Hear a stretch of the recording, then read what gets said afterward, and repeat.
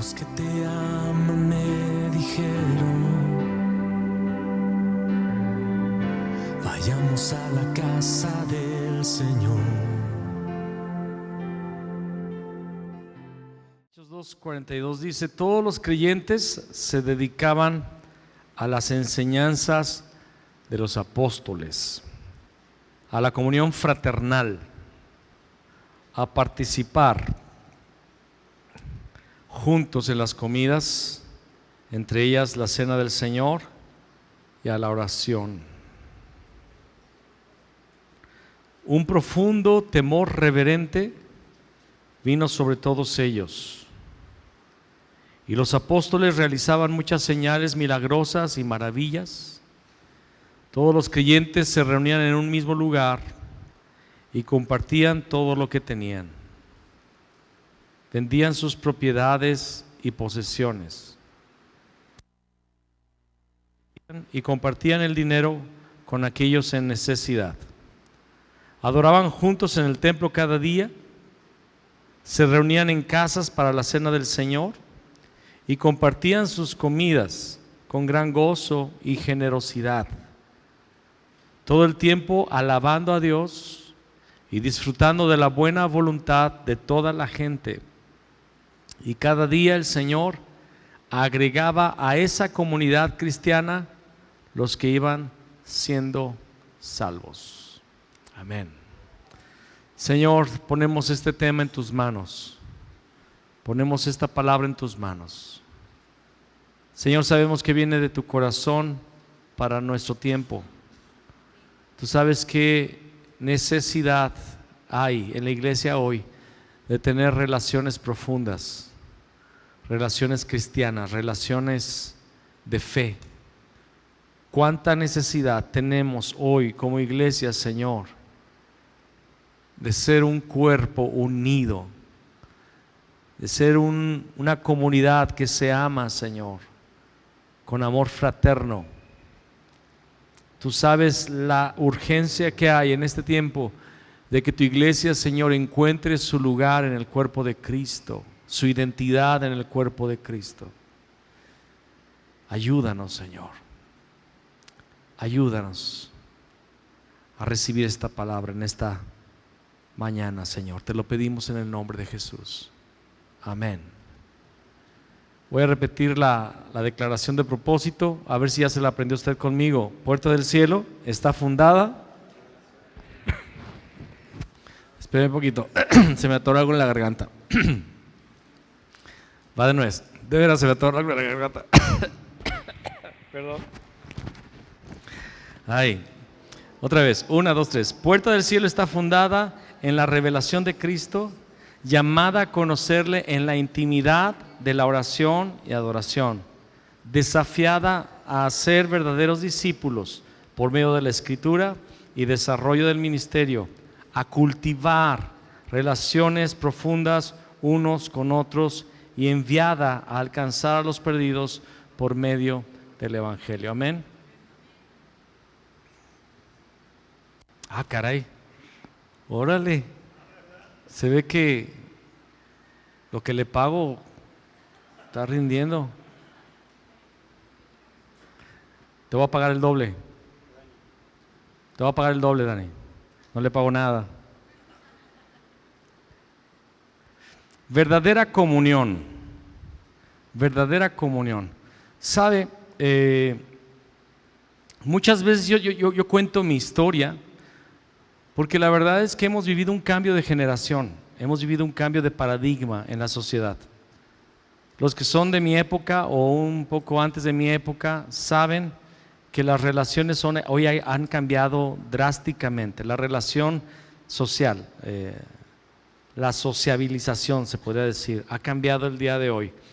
Aunque aparentemente somos personas mucho más informadas, mucho más conectadas, aunque parece ser que tenemos acceso a una comunicación más rápida, más veloz, hoy estamos cada día más incomunicados, estamos más separados, estamos más divididos.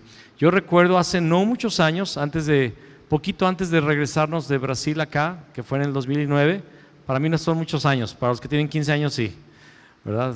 Los que tienen 15 años, no, fue hace mucho. 2009 para mí fue ayer, pero recuerdo que yo estaba platicando con un americano en Brasil y me estaba platicando, ya hay la tecnología en Estados Unidos donde tu cámara fotográfica vas a tomar una foto y en ese momento va a subir la señal a algo que se va a llamar la nube. Y esa foto va a subir digitalmente desde tu cámara a la nube y lo vas a poder compartir en tiempo real. Ya hay esa tecnología. Yo me quedé así, ¿qué? No me digas eso. No puede ser. Porque en aquella época, bueno, poquito antes, las cámaras tenían un rollo que la luz impresionaba una mezcla química. Y después en una sala oscura sacabas el rollo, lo ponías en otro químico para que la develara con un foco rojo, ¿verdad? Y después sacabas el negativo, que eran puros muertos en esas cositas, aparecían puros muertos, porque nada más eran los esqueletos así, blanco y negro. ¿Alguien se acuerda de esa época que te daban tus negativos? Salías bien contento con tus negativos. Y después lo mandabas a una compañía que se llamaba generalmente Kodak, a que te sacaran las fotos, que eran unos papelitos que salía la impresión de aquello. Y no podías hacerle así para agrandar, no, o sea, era la imagen que te daban y con eso te quedabas. ¿Me explico? Y no le podías hacer filtros ni cambios, no, era así. Pues ya en el 2000, en los 2019, para nosotros ya era impresionante que hubiera cámaras digitales. Ya era algo impresionante porque las cámaras digitales, oye, sin rollo, simplemente en una memoria grababa la imagen y después tú ibas con tu memoria a la misma casa, la Kodak, a que te revelaran la información digital. Pues a mí me estaba informando mi amigo que ya había la tecnología donde la señal iba a subir a una nube, aunque no hubiera nube en ese momento. Iba a ser distribuida a diferentes lugares, a las personas que tú quisieras, esa imagen. Ya no ibas a tener que ir a revelar. Eso era algo impresionante para mí en el 2009. Y hoy día ustedes lo saben, estamos aquí, alguien saca una foto y ya aparece en Instagram, en las redes, ¿verdad? Y todo el mundo se entera de lo que pasó inmediatamente aquí. De hecho ya no hay fotos. De hecho tengo ganas de las fotos, tengo ganas de tener las fotos. ¿Y no les ha pasado a ustedes que de repente les dan una foto física y tienen la intención de hacer esto? A mí me ha pasado. Que agarras la foto y, ay no, es un papel. ¿Qué onda? Ya todo lo queremos touch, ya todo lo queremos digital y todo. En el pasado, yo sé que los aburro con el pasado, pero ya las personas de mi edad empezamos a hablar mucho del pasado, porque hay mucho pasado. Pero cuando querías llamar por teléfono, ibas a la casa de quien tuviera un teléfono. Y eran 2 o 3 personas en la colonia.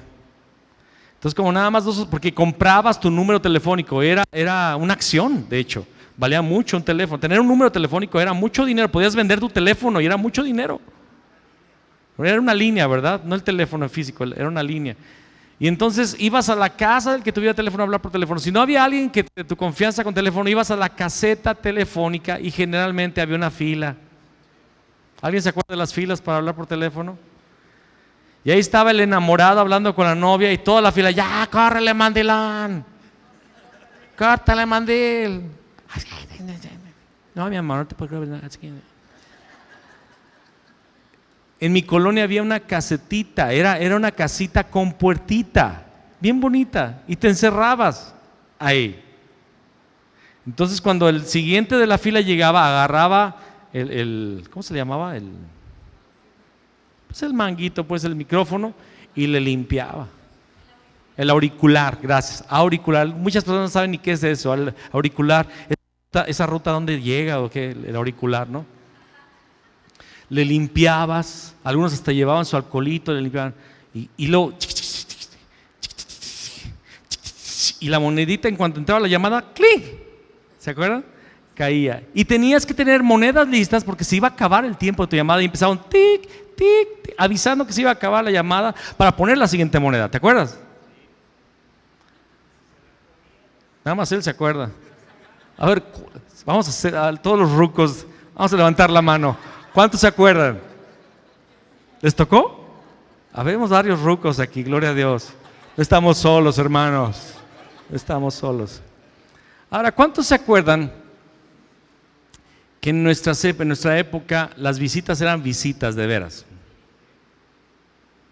Cuando te visitaba alguien, se apagaba la televisión, se mandaba a los niños al jardín, o al patio, o a la placita. Llegó el compadre fulano, llegó la comadre sultana, todos váyanse de aquí. Y si la serie estaba bien padre, ni modo, todos, eran todos sin saber qué hacer y sin saber que iba a estar bien divertida el juego ahora en el patio, ¿no?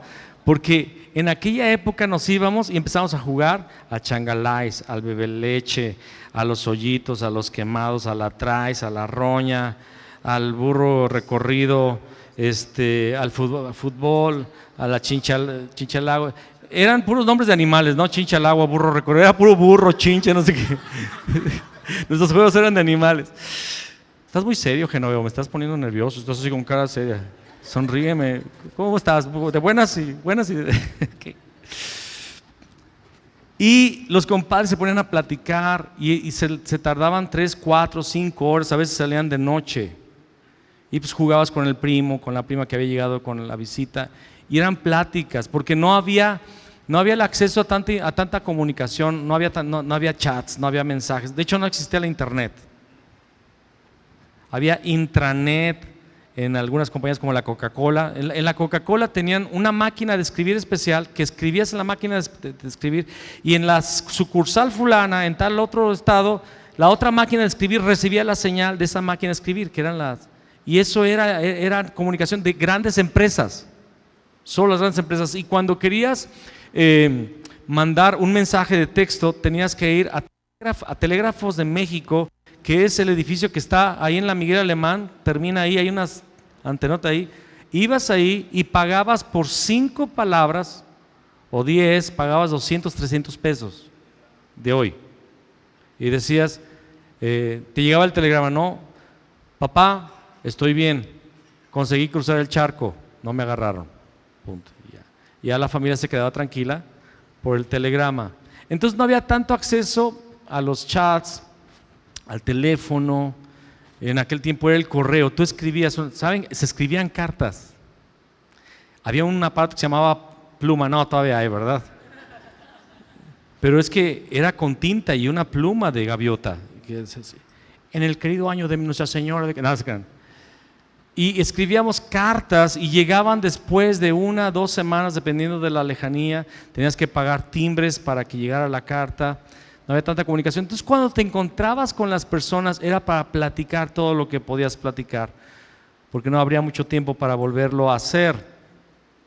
Cuando había visitas de otros lugares, era algo bien precioso. Entonces, las relaciones eran más profundas. Recuerdo yo que en la congregación cristiana donde yo nací, donde yo crecí, la Bautista, era muy común todos los sábados irnos a la deportiva. Los jóvenes ya ni saben lo que es la deportiva, por eso están todos gordos, ¿verdad? Pero en aquella época íbamos a la deportiva, la iglesia iba a la deportiva. Mi mamá se llevaba sus tostadas o sus sándwiches. ¿Se acuerdan que nos daban la Coca-Cola en bolsitas con popote? ¿Se acuerdan de eso? ¿Cuántos se acuerdan de la bolsita con popote? Todas al tiempo ahí, todas sin gas. Y te ibas a la deportiva y los papás se quedaban jugando un partido de fútbol, de básquet, de voleibol, y los niños nos íbamos a los columpios, a los juegos. Recuerdo que los juegos estaban gigantes, eran unas resbaladillas gigantes, unos columpios impresionantes. No, yo no alcanzaba el columpio y le pedí a un adulto que me subiera y que me empujara. Y un día, después de muchos años, fui a la deportiva de Celaya, donde yo jugaba, y todos estaban ahí, aquellos juegos, y que los veo, estaban así.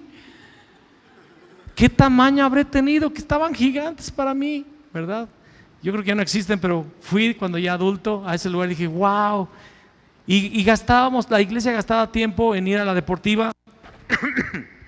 También los domingos recuerdo mucho que mis papás se ponían de acuerdo con los hermanos y nos íbamos a la orilla de la ciudad, literalmente a la orilla, donde no había nada más había arbustos, algún árbol, llevábamos alguna cosa para ahí poner la comida, nos sentábamos a comer en la orilla de la ciudad. Y los niños corriendo como burros sin mecate, ¿verdad? Ahí por todos lados, felices de ir corriendo hacia la nada y hacia ningún lugar. Y los papás platicando. Y eran tiempos de mucha comunión en la iglesia, donde había relaciones muy fuertes en la iglesia. Nuestras iglesias en esa época, estoy hablando de hace 40 y pocos años. Yo era niño, entonces estoy hablando de 40 y pocos años. Nuestras iglesias eran pequeñas porque en aquella época el evangelio era muy, no había oportunidad para el evangelio. El catolicismo era muy fuerte, pero era un catolicismo exacerbado, un catolicismo que perseguía fuertemente a los cristianos. Aún rompían los vidrios de nuestras iglesias, aventaban piedras a las puertas. Un día llegamos a la iglesia. Mi papá tenía una congregación en Echeveste y se rentaba una casa. Nuestra iglesia era una casa y la salita con sillitas chiquitas, eran 10 o 15 sillas. Llegamos a la iglesia y todo el frente de la casa estaba lleno de huevos que habían aventado. Estaba lleno de huevos. Y ustedes saben que el huevo cuando se seca, para quitarlo, para limpiarlo, es horrible. Nos llenaron toda la fachada de huevos porque era una iglesia cristiana. Porque éramos lepra para la comunidad. Los cristianos éramos una lepra. Entonces, cuando alguien se convertía al Señor y cuando alguien entraba a la iglesia, se convertía en un cristiano, nos llamaban protestantes, nos gritaban: ¡protestante! ¡Aleluya! Nos gritaban en la calle, pero para hacernos sentir mal, no como broma. A veces yo, cuando salgo en el coche y los veo a los hermanos que están yendo a sus coches, les grito ¡aleluya! Pero ya es broma. Ya es broma, ya es de cotorreo, ya nadie se siente mal. ¡Ay, me dijo aleluya! No sé. Pero en aquella época nos gritaban aleluyos, nos decían que nos habían lavado el cerebro, nos decían ignorantes, protestantes.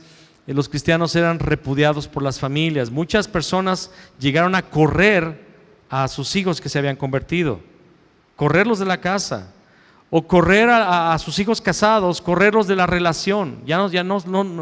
No había relación, no había más relación entre los cristianos y las personas de la religión tradicional. Entonces, ¿qué era lo que ocasionaba esto? Tanto los avances tecnológicos que estaban muy atrasados en relación a nuestra época, y también la persecución cristiana generaba en la iglesia una necesidad de tener comunión. Y entonces salíamos mucho, como ya lo acabo de mencionar, pasábamos mucho tiempo jugando, divirtiéndonos, platicando, pero también había relación entre personas, había amistad entre personas en la iglesia. Y yo recuerdo mucho que la casa de mi papá siempre estuvo llena de personas de la iglesia, siempre iban a la casa de mi papá, los pastores,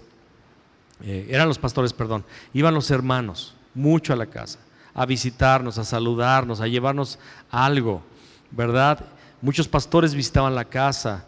Y los hermanos nos invitaban mucho a sus casas. Yo conocía la casa de todos los hermanos porque nos invitaban a cada rato a estar ahí, y no una invitación así para tener una reunión donde había una grande cena, un grande banquete. Era para estar juntos, tomar un café y unas galletitas y pasar un tiempo ahí. Por la persecución, por las situaciones, también la comunicación estaba muy limitada. En mi época quien tenía carro era rico. De hecho, aún las personas de la clase media no tenían coche. La clase media casi no tenía coche, y la clase media tenía a veces una garrita, un Renault, un carrito así viejitos de aquella época. Y era muy común los rides en aquella época porque no había muchos camiones, no había muchos vehículos. Entonces era muy común que al finalizar la reunión había un ride para los que vivían lejos de los que tenían coche. Mi familia no tuvo carro, toda la vida no tuvimos coche, hasta que yo y mi mamá empezamos a poner un negocio, ya yo adolescente, casi joven, y compramos nuestro primer Ford Fairmont 1982, pero era en los 90s, finales de los 90s, ya era un coche viejo, y yo me sentía soñado en la Ford Fairmont. O sea, yo me sentía riquísimo en mi Ford Fairmont porque teníamos coche, estábamos acostumbrados a andar en camión. Y escúcheme, para los jóvenes, no solo andábamos en camión, hacíamos recorridos a pie. Era muy común desde donde yo vivo, ir al centro caminando. Caminando. El mandado en mi época había unas bolsotas de mandado y las señoras, por eso las señoras tenían unos chamorrotes porque pues caminaban con todo el mandado, ¿verdad?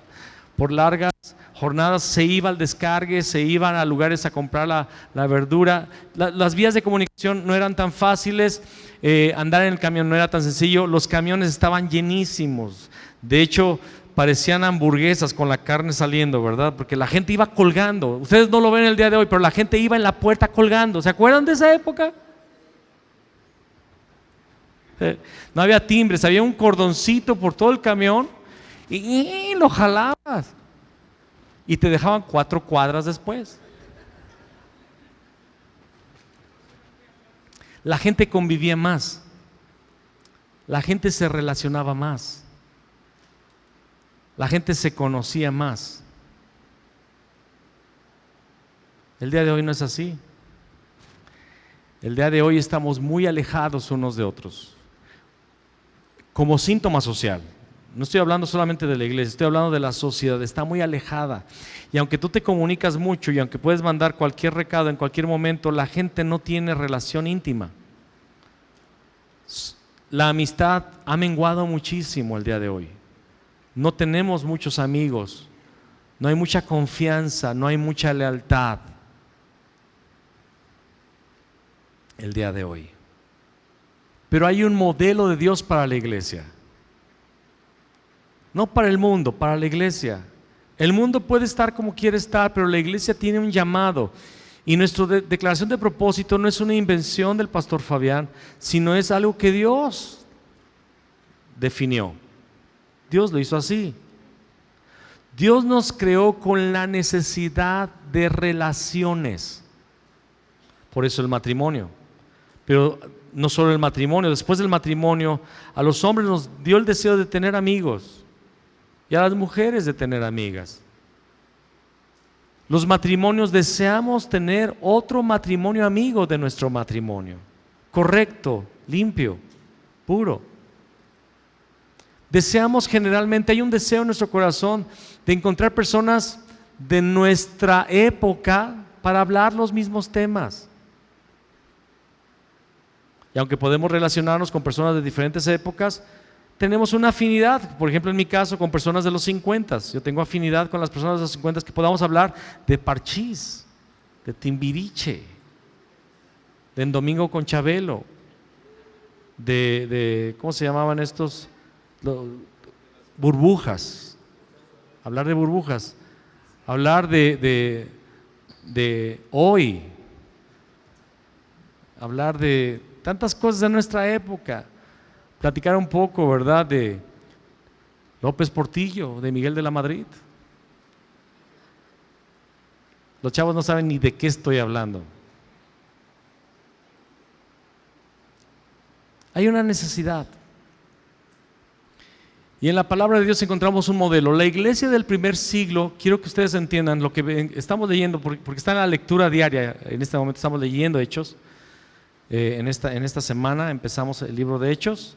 Los que no estén haciendo la lectura diaria, hágala, conéctense con el espíritu de la iglesia y aparte tienen que crecer con la lectura diaria. Si haces tu lectura diaria, qué bueno, pero trata de hacer también la lectura de la iglesia para estar en la misma sintonía. Pero lo que estamos viendo en Hechos fue la iglesia que Dios levantó, ¿verdad? Una iglesia que no solo fue judía, sino también gentil, porque a partir de este momento la iglesia fue mundial.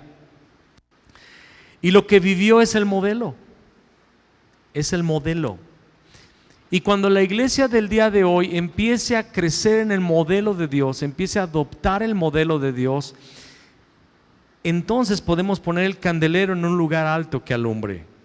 Entonces la iglesia es la ciudad que está sobre una montaña y que se puede ver de lejos. La iglesia se convierte en un modelo y como lo vamos a ver en esta porción, la evangelización es un fruto inherente de una iglesia que adopta el modelo.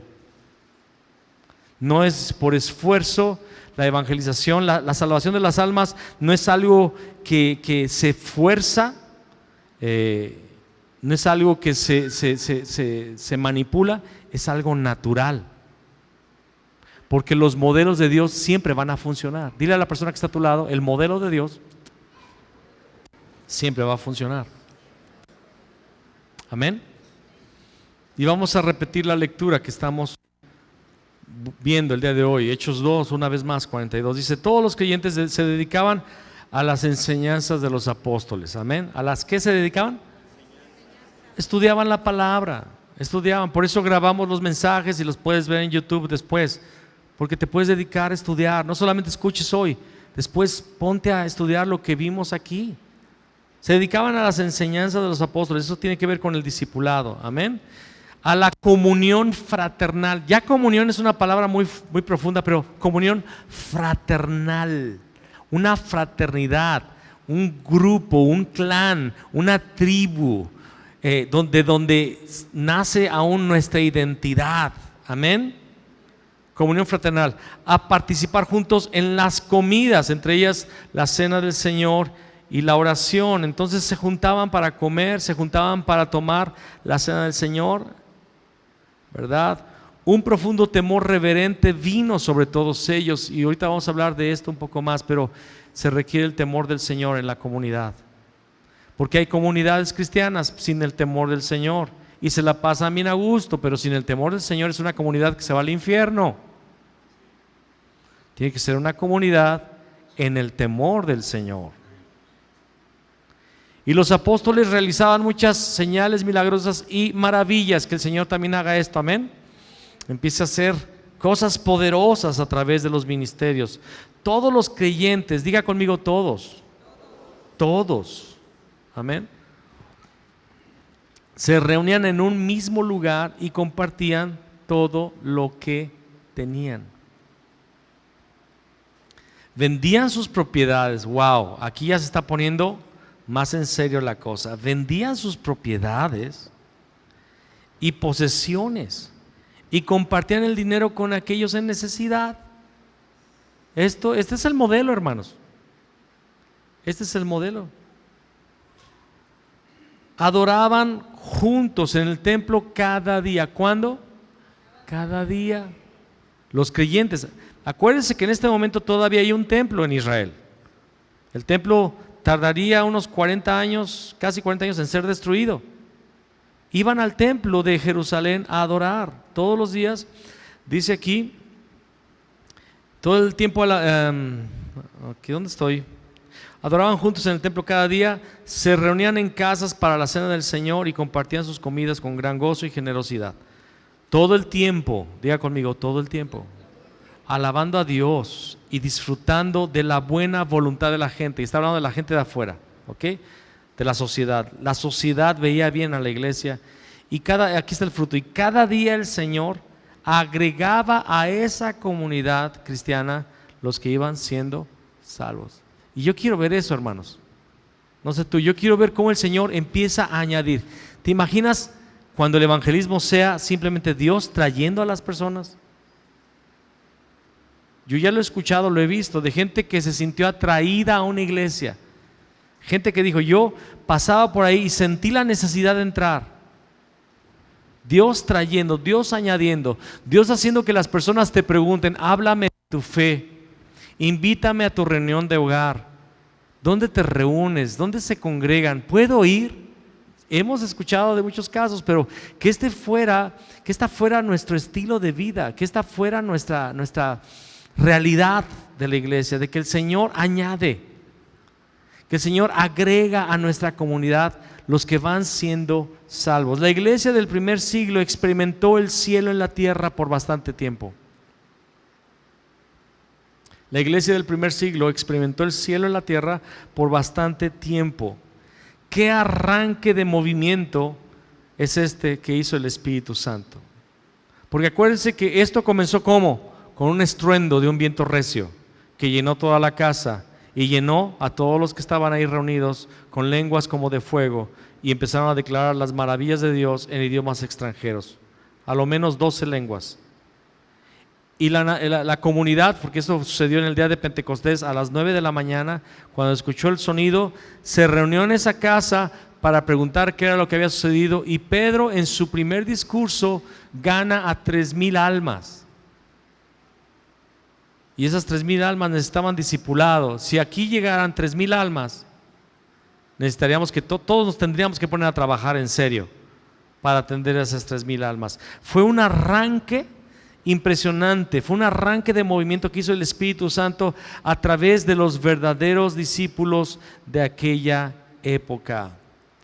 Pero el ingrediente principal que yo veo aquí en este movimiento es lo que dice cuando habla de un profundo temor reverente.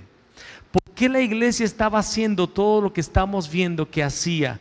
Por un profundo temor reverente. Diga conmigo, profundo temor reverente. Hoy día falta el temor del Señor. Y debiéramos buscar el temor del Señor. Proverbios 1:8 dice que el principio de la sabiduría es el temor del Señor. ¿A qué nos referimos con el temor del Señor? Al deseo de ordenar nuestra vida conforme al orden de Dios. Y escúcheme, la comunión fraternal, ¿verdad? La verdadera comunión es algo que tiene que suceder, no es una opción. Diga conmigo, no es opción. La comunión no es opción. La verdadera comunión no es opción, es la voluntad de Dios para la iglesia. Y como la comunión es la voluntad de Dios para la iglesia, y la iglesia tenía el temor del Señor, ellos tenían comunión fraternal, convivio en comidas, se reunían para darle el culto al Señor, compartían de lo que tenían. 5, vendían sus propiedades para distribuir recursos a los más necesitados. 6, adoraban juntos. 7, vivían en continua vida de alabanza. Y 8, Dios agregaba nuevas personas a la iglesia. Todos queremos que esto se repita. Todos queremos que esto se repita. Pero había comunión fraternal. Algo que me deja triste es cuando las personas no se conocen en una iglesia.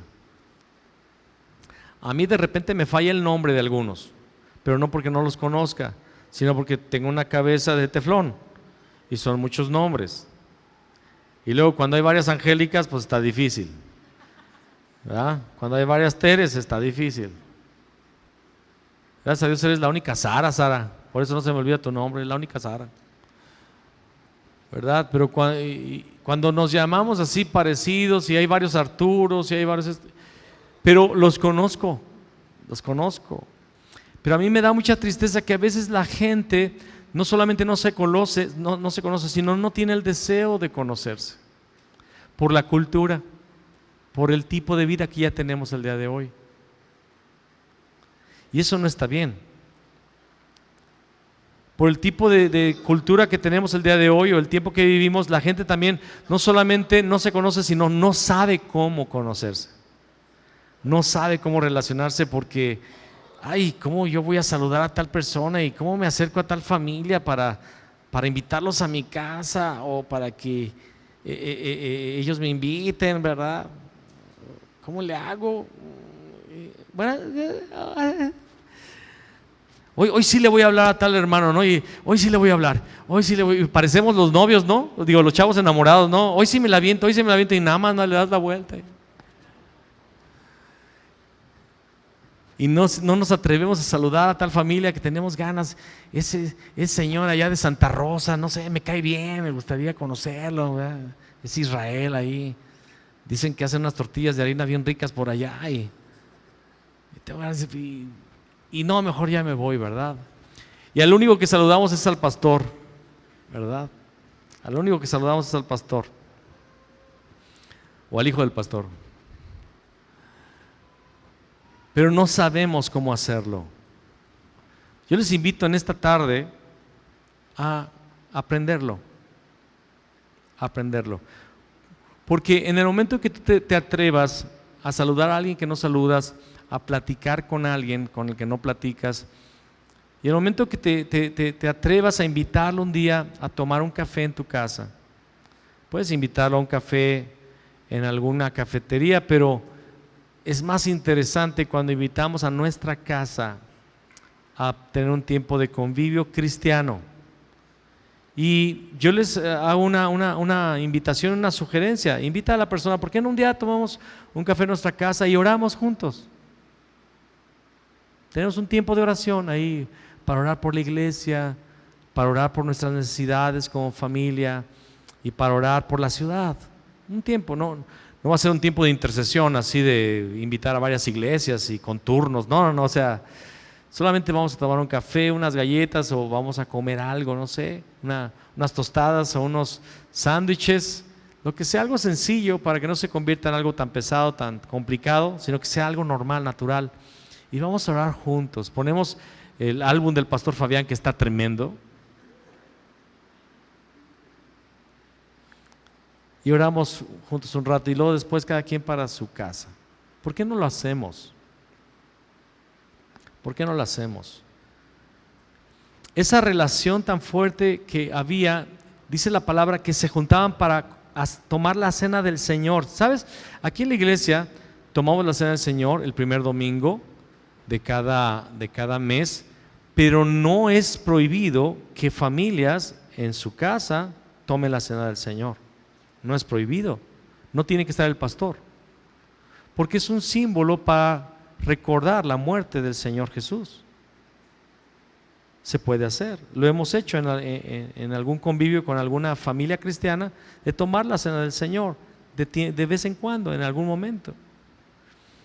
Puedes invitar a alguien a tu casa, como ya les platiqué de que un amigo allá en Brasil me dijo, ¿por qué no te invito a mi casa a orar? Y él era casado y yo también, ¿verdad? Pero él quería orar conmigo nada más. Y había preparado, ya lo he platicado, pero lo vuelvo a mencionar, había preparado su cuarto con velas aromáticas. Y entonces estaba la luz apagada con velas, dos hombres, dos machos ahí, barbones. Y yo les confieso que así me sentí, ni con mi esposa pongo velas. Ni con mi esposa pongo velas, y este hombre pone velas, el cuarto oscuro. Ahí nos faltaba el sonido del saxofón de Kenny G, ¿no? Algo así.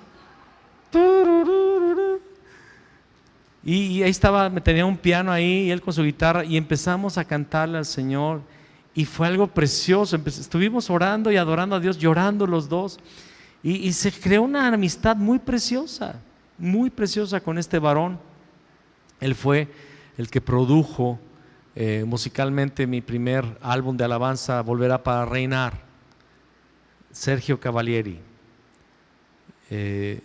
por una invitación a orar. De hecho, no le estoy invitando a salir al cine, ¿sale? Ay, quiero tener comunión con usted, hermano, ¿por qué no vamos a ver la de no, una más fea, una de terror, una así, Descuartizados 3? O sea, no, eso no es comunión, no. Pero ahora que fuimos a Acuña, el hermano nos invitó, el hermano Helio nos llevó a ver la película cristiana La Forja, y el cine estaba casi vacío porque nadie quería ver una película cristiana. Éramos nosotros y unas 15 personas más tal vez, pero en medio de la película el pastor estaba llore y llore y llore. Yo también estaba impresionado por la película ahí. Entonces sí puedes invitar a alguien a ver una película cristiana o a ver un programa cristiano. Por ejemplo, hay una nueva serie ahí que se llama Casa de David, Casa de David, en Prime.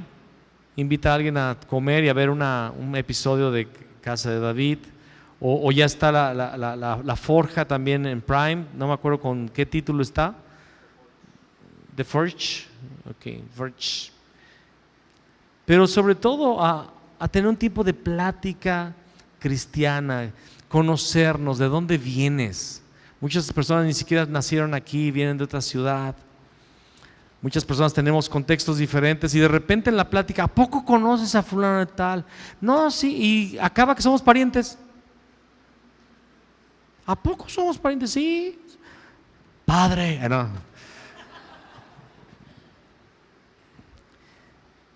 Ahora, esta relación, esta comunión, ellos comían juntos, tomaban la cena del Señor juntos en su casa, pero comenzó compartiendo lo que tenían. En una ocasión, allá en nuestro ministerio en Brasil, Dios puso en el corazón de los líderes, ¿por qué no hacemos algo? Traemos muchas cosas que ya no usamos, pero que estén en una buena calidad, que sirvan, que tengan tiempo para seguir siendo usadas. Por ejemplo, un exprimidor de jugos, porque el pastor el que tiene ya se le acabó. Entonces, ¿qué más? ¿Qué nos falta?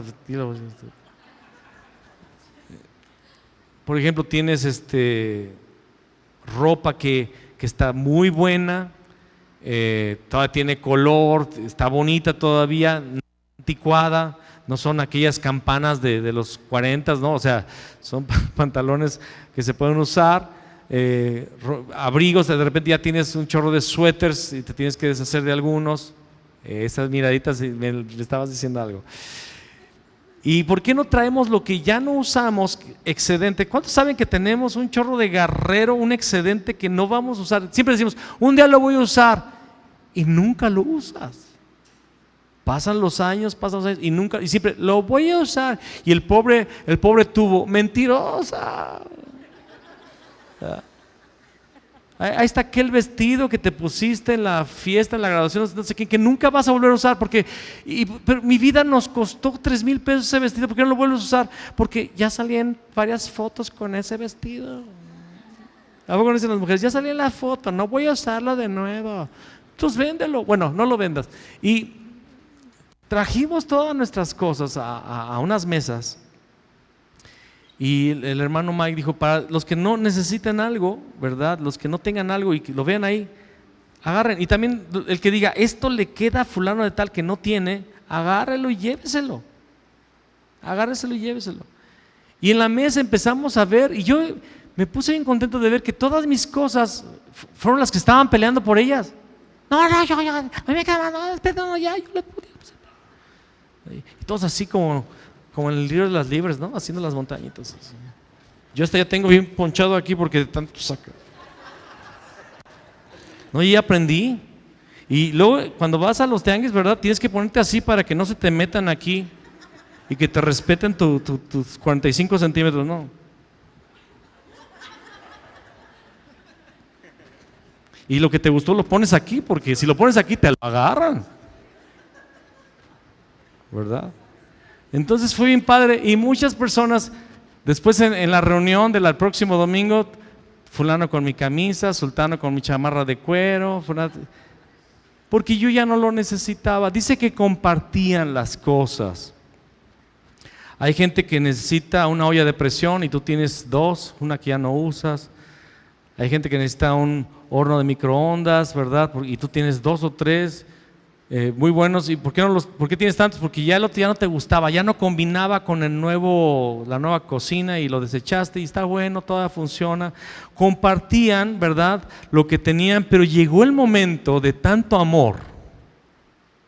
Y de repente el señor Gutiérrez, la familia Gutiérrez, despidieron al hermano Gutiérrez. Sin finiquito, sin antigüedad. En su empresa le hicieron una barbaridad. Lo despidieron. ¿Por qué lo despidieron? Porque en aquella época los que se convertían al cristianismo eran rechazados por la sinagoga. Los expulsaban. ¿Se acuerdan de las historias? Tenían temor de decir que Jesús lo había sanado porque los iban a correr de las sinagogas y declaraban que Jesús era el Mesías. Los papás del ciego, ahí está esa historia. Los corrían de la sinagoga. Y ser corridos de la sinagoga era ser corridos de la comunidad y también de sus trabajos, también de sus mercaderías. Ya no les compraban o ya no les vendían. Y gente empezó a tener necesidad. Y empezaron a ver la necesidad del señor Gutiérrez. Se quedó sin trabajo. Hermanos, a la familia Gutiérrez los dejaron sin alimento. Vamos a levantar una ofrenda o vamos a traer cosas para traer alimento para esta familia, mientras encontramos dónde puedan trabajar, dónde puedan hacer las cosas. Muchas personas fueron desalojadas. Y hermanos que tenían tenían negocios o que tenían fincas o que tenían ranchos o que estaban bien acomodados o simplemente que tenían de a doble, ¿verdad? Empezaban a vender sus propiedades para distribuir recursos a los más necesitados. En nuestra vida, la iglesia siempre ha dado apoyo, ¿verdad?, a las personas que tienen necesidad, pero ha sido muy hermoso cuando como familia como familia, hemos sentido de parte de Dios el deseo de llevar una provisión a alguna familia. Llegar a esa casa y llegar con las bolsas de mandado y decirles: hermanos, sentimos de Dios de traerles este mandado. O cuando de repente sientes de Dios sacar de tu cartera 2 de a 500, ¿no? Y aquí les va. Queremos apoyarlos con esta bendición. Los hermanos que reciben ese apoyo en el momento que más lo necesitan, experimentan el amor de Dios verdaderamente. Experimentan la realidad del reino de Dios.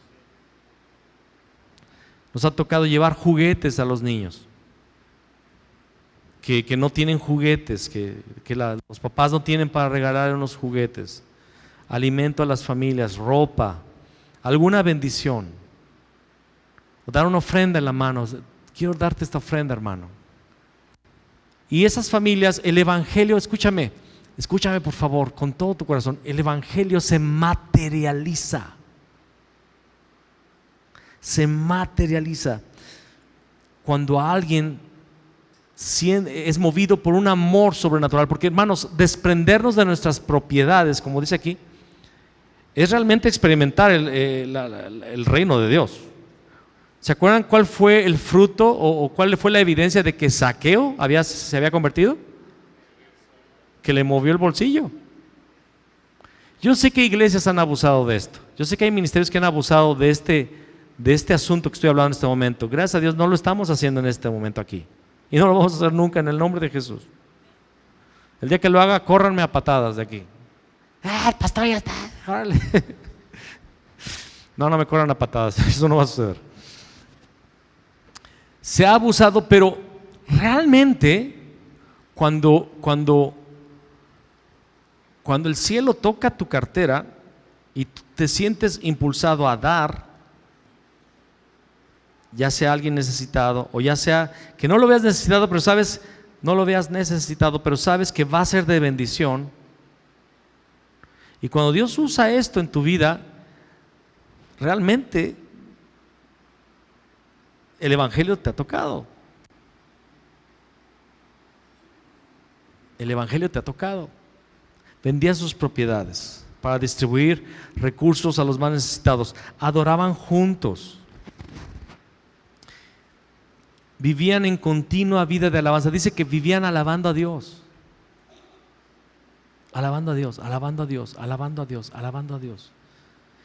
Y el punto 8 dice que Dios agregaba nuevas personas a la iglesia.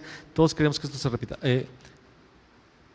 ¿Tú crees que Dios no va a sentir confianza de dejar a sus hijos en estas iglesias? Imagínate, Dios, a veces no entendemos esto. Nuestra paternidad viene de Dios. Ese sentimiento paterno que tenemos por nuestros hijos, yo por ejemplo cuando veo a mi hijo, yo veo qué le puedo ayudar, qué le falta, o lo que sea. Estoy viendo qué onda. Y no me cuesta, aunque te haga como que cuesta, no me cuesta. No me cuesta ayudar porque es mi hijo. Ese sentir, ese paradigma paterno viene de Dios. Dios es padre. Y escúchame, Dios ve a sus hijos como un padre ve a su hijo.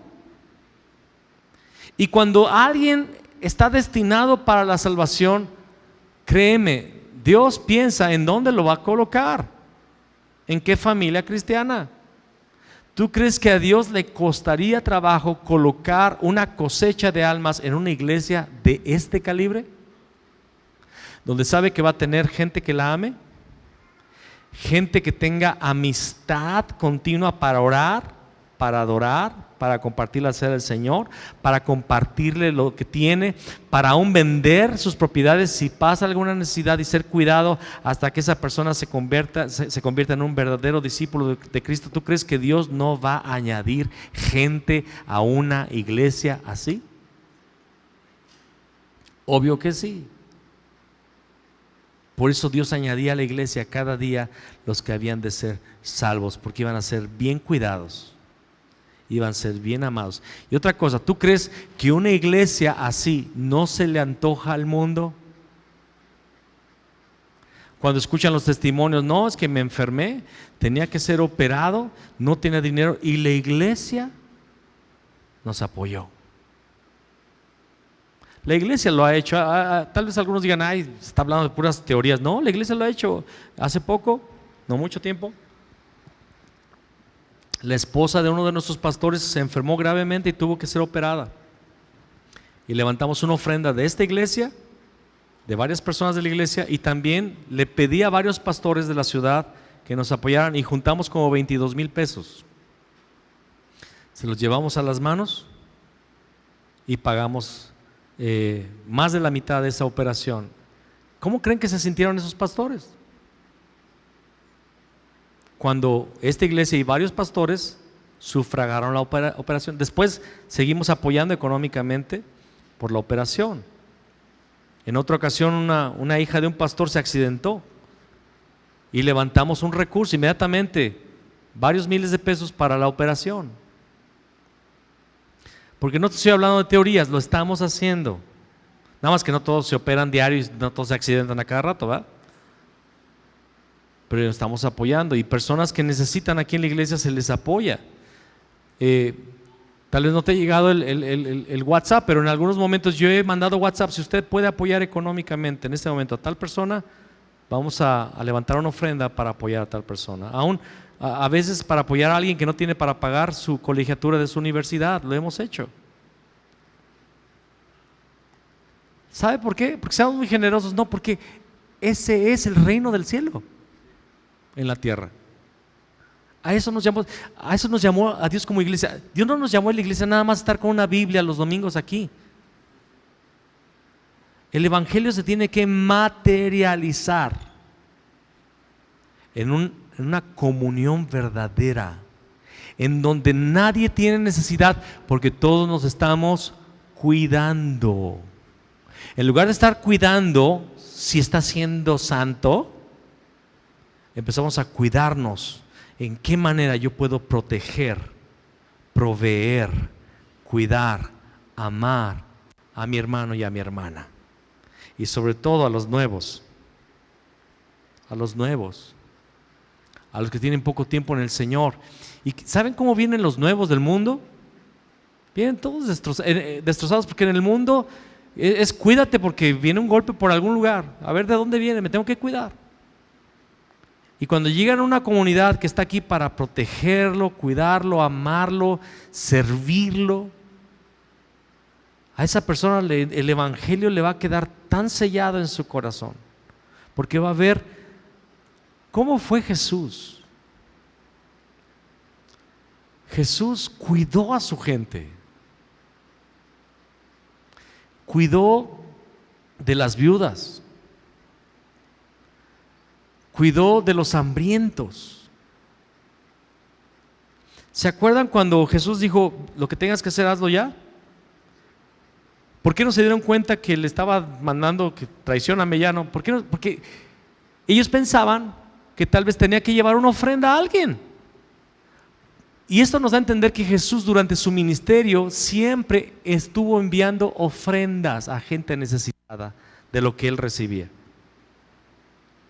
No lo habías escuchado, ¿verdad? Pero Jesús enviaba ofrendas a los pobres y mandaba a Judas a llevar ofrenda. Por eso Judas dijo, este perfume debía haber sido vendido por no sé cuántos denarios y dado a los pobres, porque era la práctica del ministerio de Jesús. Jesús recibía ofrendas y era para alimentar a sus discípulos, viajar, pero daba ofrendas. Jesús daba ofrendas. Eso no lo habías escuchado, estoy seguro. Porque era la vida de Jesús, ayudar, apoyar. Señor, mándalos a que compren comida porque estamos en un lugar desértico, ya es tarde, no han comido, mándalos a que vayan a buscar, denles ustedes de comer. Y los alimentó. Cuando la iglesia del primer siglo fue levantada con el bautismo de Pentecostés, lo primero que sucedió fue que el temor de Dios cayó sobre la iglesia. Y el estilo de vida de Jesús, el cual había sido absorbido por los discípulos, se empezó a transmitir como una cultura. Los discípulos simplemente siguieron haciendo lo que Jesús hacía. apóstoles en este sentido. Los apóstoles continuaron haciendo lo que Jesús hacía, y por eso vemos en el capítulo 6 de Hechos que había un recurso para las viudas. Había un fondo para viudas. Y eran tantas las viudas que tuvieron que levantar a 7 personas que vivieran para atender la necesidad de toda esa comunidad de viudas. Y la iglesia tuvo esa característica. Ahora, alguien más va a empezar a pensar, pues hay que hacer un fondo aquí de la iglesia. Podemos hacerlo y lo vamos a hacer. Pero cuando estoy hablando de esta cultura, estoy hablando cultura familiar, personal. Cada uno de nosotros tiene que tener ese ADN de un temor de Dios, en donde sé que cuando yo fui salvado de un lago de fuego, fui libertado de mi enfermedad, de la opresión de Satanás, a una libertad gloriosa, y lo que yo tengo, lo que yo soy, lo que yo poseo, mis habilidades están al servicio del reino de Dios. Todo lo que yo soy, escúchame, tu casa es del reino de Dios. El recurso que tú recibes es del reino de Dios. Dios te lo da para que lo disfrutes, lo administres, pero seas un canal de bendición. Tus conocimientos, tus contactos, tus palancas, todo lo que Dios te ha dado es para el reino de Dios. Y con esto no estoy hablando para que el pastor Fabián lo use. El Espíritu Santo nos dirige a cada uno de nosotros individualmente para hacer la obra en donde estamos, sin que el pastor Fabián a veces ni se dé cuenta. Yo no estoy hablando de una manipulación y control de un pastor. No. Estoy hablando de la guianza del Espíritu Santo. El Espíritu Santo está en cada uno de nosotros. Dice la palabra que un día le dijo a Felipe: Felipe, baja por tal camino, a donde te voy a mostrar. Y Felipe va guiado por el Espíritu Santo a tal camino. Y cuando va por tal camino, una carreta va pasando con un funcionario de Candace, una reina de Etiopía, y le dice: acércate al carro. Guiado por el Espíritu Santo, se acerca al coche y está escuchando que el etíope, el funcionario, está leyendo el pasaje de Isaías 53, que es el mero golpe del Evangelio. ¿Entiendes lo que lees? Si no hay quien me lo explique.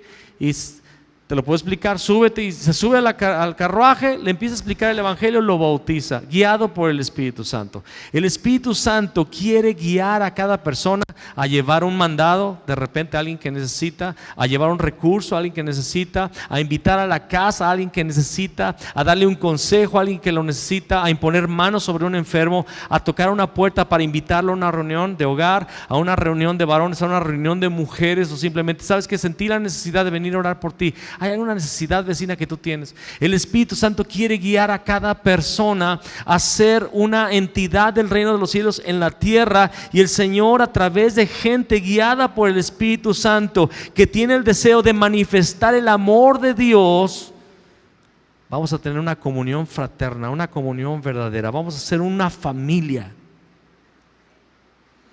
que se ama, no que se critica, no que se lastima. A mí me molesta tanto saber de gente que no quiere ir a la iglesia porque fue lastimada.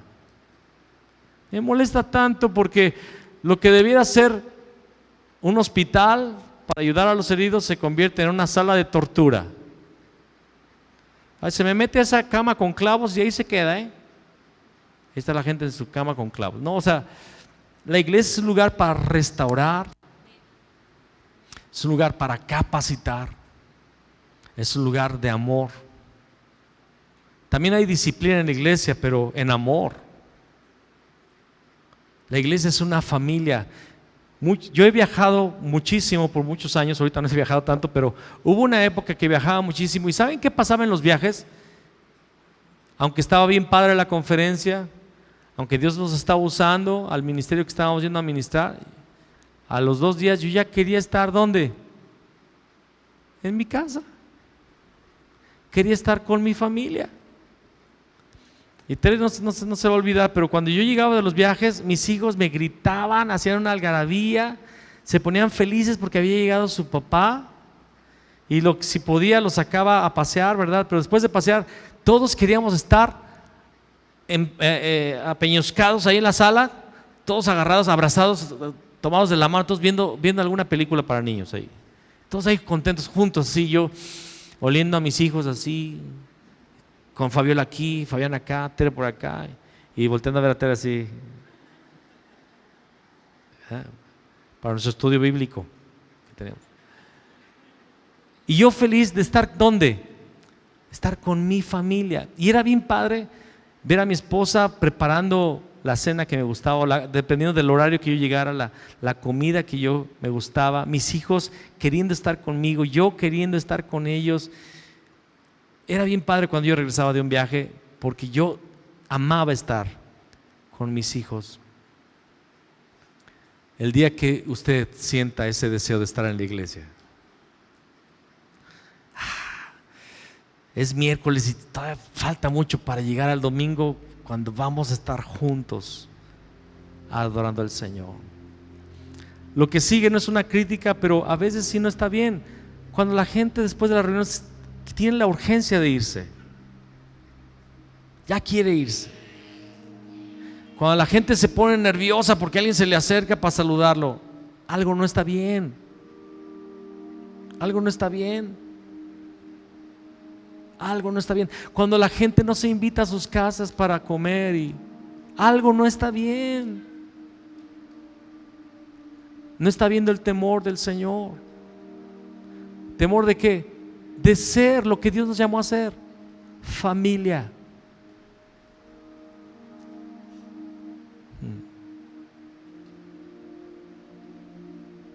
Vamos a hacer algo ahorita. Nos vamos a parar. Solamente vamos a hacer lo siguiente. Si estás casado con tu esposa, vas a ir con otro matrimonio y simplemente vas a decirle: yo soy tu familia. Amén.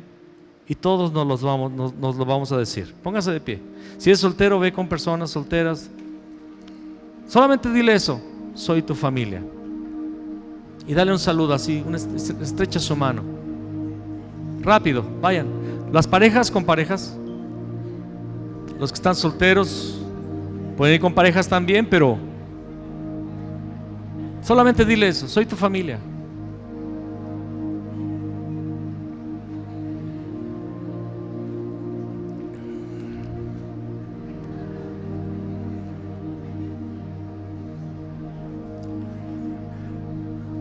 Aletia, sal de tu lugar. Mis queridos, salgan de su lugar. Vayan como pareja. Exacto, excelente.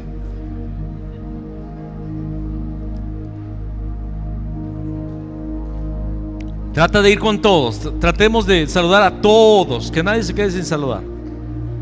Dile: soy tu familia.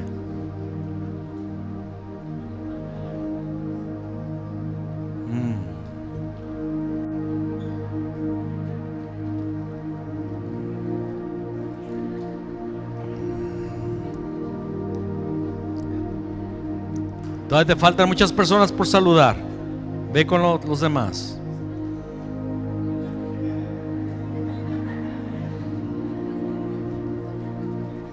Yo también. Soy tu familia.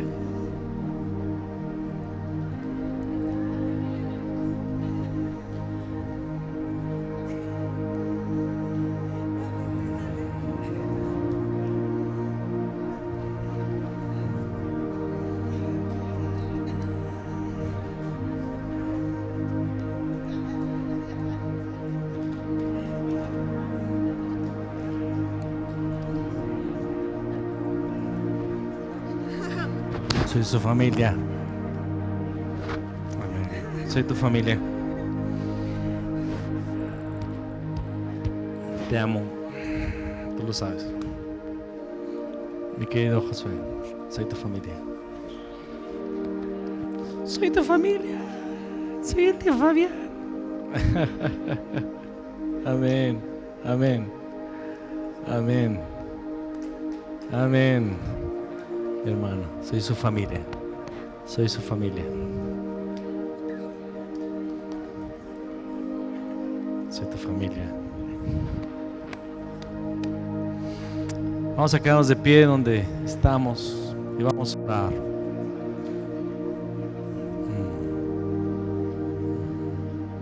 Y te invito a tomar de la mano a quien está ahí cerca de ti.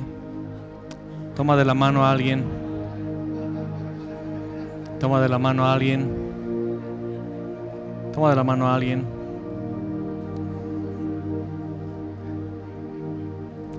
Toma de la mano a alguien por ahí, por favor.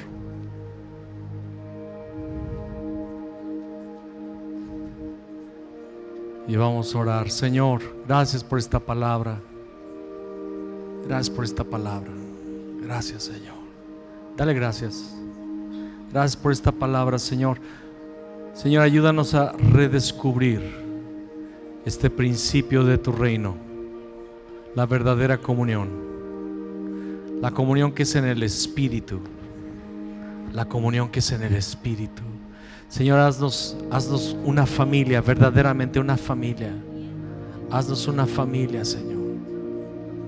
Haznos una familia que tiene relaciones profundas, relaciones basadas en Cristo, relaciones basadas en el amor, en la misericordia, en la paciencia, en la longanimidad, donde, Señor, vamos a tolerar las faltas en amor, donde a pesar de nuestras fallas, Señor, aunque pueda haber fallas, nos vamos a amar y nos vamos a cuidar y nos vamos a soportar en amor cuando sea necesario.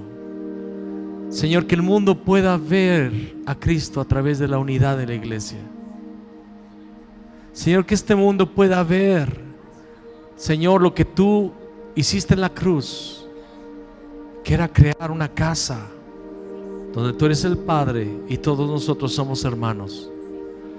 Ayúdanos, Señor, a vivir la verdadera hermandad en Cristo, a vivir la cultura del cielo en la tierra, a vivir la cultura del cielo en la tierra, Señor, que así como la iglesia del primer siglo experimentó esta cultura del cielo, Señor, vuelva a suceder en nuestra generación.